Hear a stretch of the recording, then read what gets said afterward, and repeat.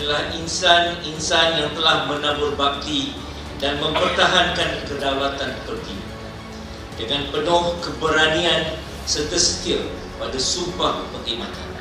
Setinggi-tinggi tahniah dan syabas saya ucapkan pada semua penerima yang baru saja dikurniakan pingat sebentar tadi.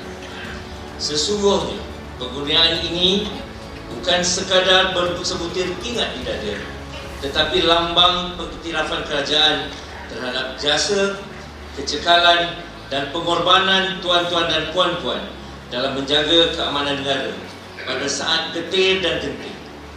Namun penghargaan ini tidak berakhir di sini. Ia menjadi kesinambungan kepada iltizam kerajaan untuk terus memelihara kebajikan dan kesejahteraan hidup para veteran agar jasa mereka kekal dihargai dan tidak dilupakan. Semoga penangguhan hari ini menjadi simbol kasih, hormat dan penghargaan kita kepada wira-wira bangsa.